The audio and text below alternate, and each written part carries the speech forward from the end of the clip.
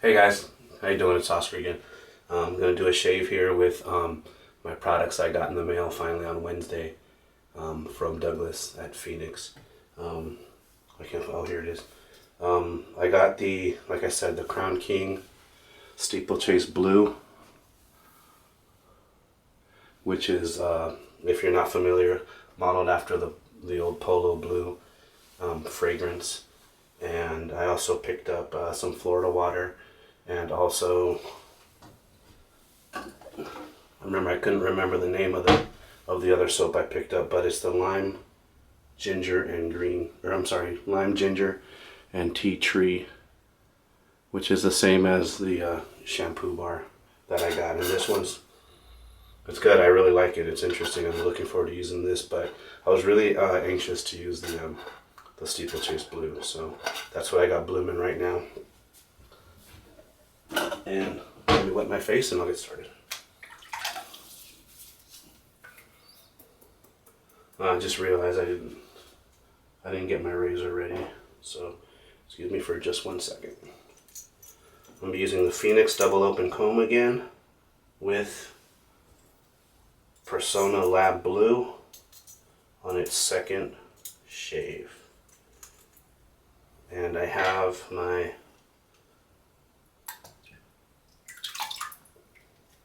Shave the Man Savile Row. It's a beautiful brush if you don't know. Limited edition for Shave the Man group. It's beautiful. If you weren't able to get a hold of one of those, I don't know what to say. I'm sorry, but I was a little skeptical, and I actually needed a little convincing to spend the money on it. But I'm really glad I did. So I'm still enjoying it quite a bit. I have the soap blooming. Use the bloom water. Oh, it still smells good. I started blooming it before the shower, and in Douglas's recent video, he mentioned about blooming and how the scent can just fill the room, and it does, man. It's pretty awesome. So, now I don't want to drag in issues from. I mean, it's not from another group into this group. It's really from my own page, and from kind of from the media, what's been going on lately. And if we're friends on Facebook, maybe you've seen, my comments regarding the thing with the high school student in South Carolina and stuff. I'm not going to start a whole thing about that, but it's just, if you're interested, go ahead and go to my page and check it out. And I welcome your input, whether you agree with me or not. I welcome it. I know Jason Spiegelman and Taylor Alejandro got involved in the discussion, and we may not have agreed, but I completely respect your guys' opinions, and whether we we agree or not. I know that we both. I honestly think we both made some good points, and if we just agree to disagree, then we do, but I'm just gonna touch on it real quick. That smells fantastic. The video, everybody's seen the video, I'm sure. The kid refused to give up her phone, and the teacher, after who knows how many times she tried because the video doesn't show, she couldn't get the kid to comply, and then, so she called an administrator, principal, or somebody. And then the principal, resorts to calling the school officer, and the school officer comes in and tries to remove her from the situation, from the environment. And admittedly, I've seen it a few times, and it did look bad. But my argument was just with everybody's, first of all, the media is going to show you what it chooses to show you in order to get ratings and shock value, and unfortunately, lately, most of what the media wants to show you is what makes law enforcement and any other authority, look bad. And although I will be the first to admit there are some bad apples that might wear the badge, I'm not so sure this guy's one of them.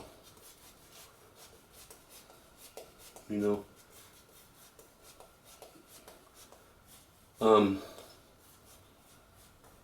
And the video starts, obviously, the video starts after the confrontation had started with the teacher and with the administrator. And we just don't know the whole situation. That's all I'm saying. We don't know.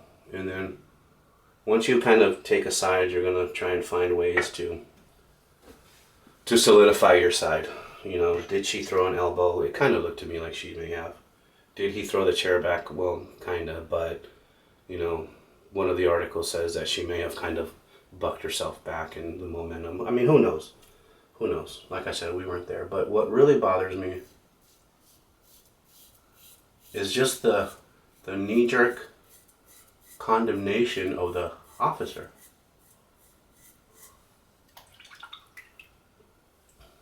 You know, everybody wants his job, and he should be brought up on civil rights charges, and oh no. I think he was put into an unfair no-win situation. The kid was defiant. The teacher says, "Put your phone away." She says, "No." "Put your phone away." "No." The kids even tell her, according to one of the articles, "Hey, just put your phone away, or just get out of the class." "No." "I'm going to call the administrator." "Administrator, hey, get off the phone, leave the class." "No." "Oh, well, I'm going to call a cop."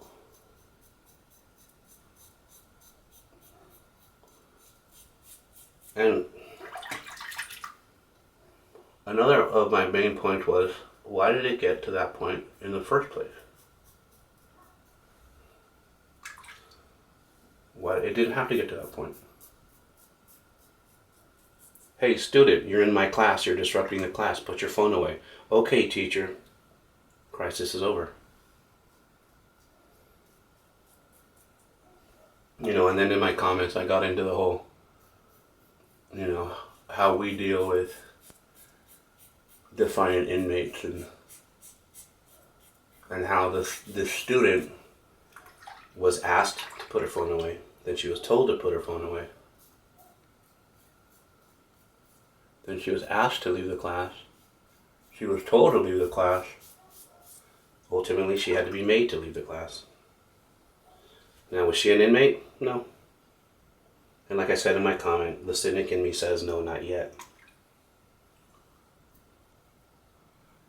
But, you know, am I comparing inmates to students? Well, inevitably sometimes, yeah, I am.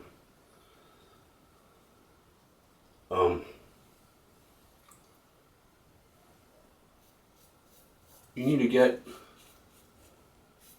that student or that inmate, as the case may be, you need to get that individual out of that environment for their safety and for yours as the responding party.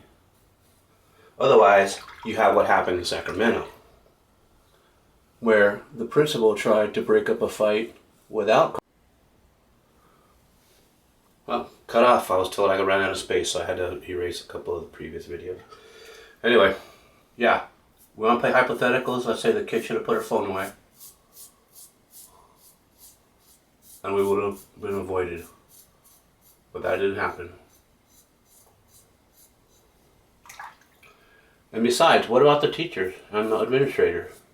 Let's talk about how it got to that point. I said I wasn't going to get into this, didn't I? Sorry. It just shouldn't have gotten to that point, really. That's my ultimate point. And then the fact that it did, the officer kind of didn't know. I mean, obviously, you walk in that situation, you don't know that it's going to turn violent, that you're going to get any kind of resistance from a child. It just turned into a bad situation. Did he overreact? It's debatable. But I think what's not debatable is that situation was avoidable. That's all I'm saying. Like I said, I had a lot of input, a lot of reaction even from friends of mine who were teachers, some who were on both sides actually.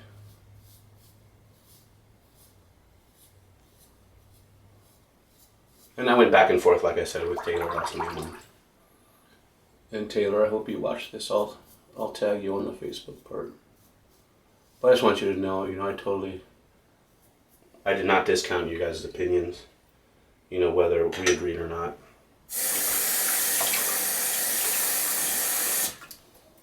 Whether we agreed or not, and I would hate for Michael to ever be in that situation, but I will try my hardest, as I'm sure all of you will do with your own kids, to ensure that that doesn't happen. I'm scared, man. I'm scared of Michael growing up in the world the way it is right now.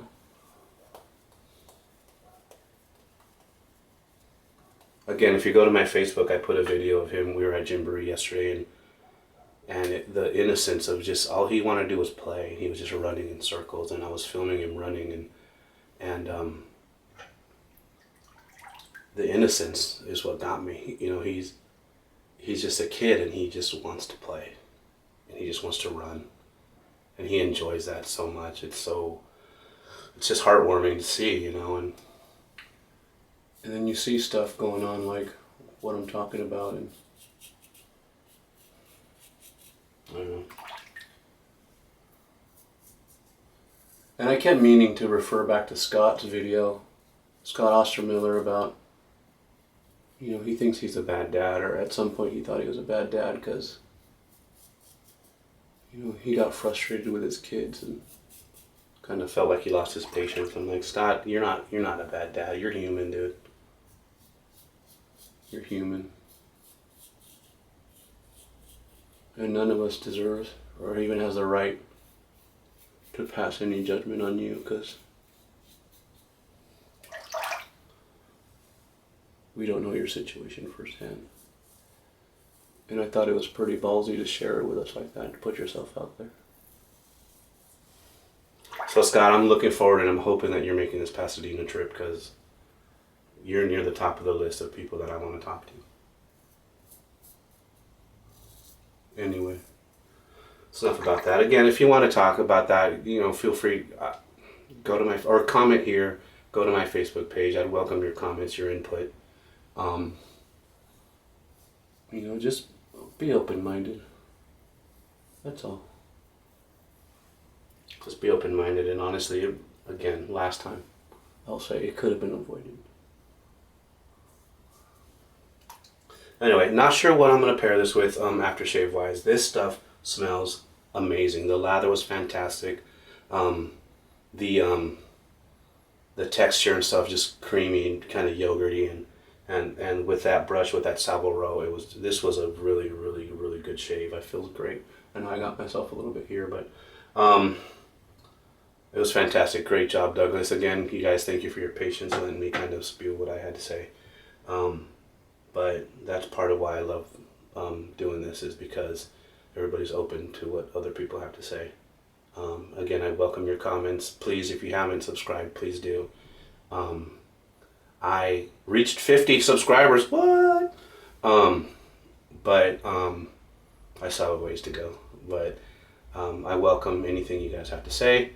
And please, you guys have a good day, and I'll see you guys in a week.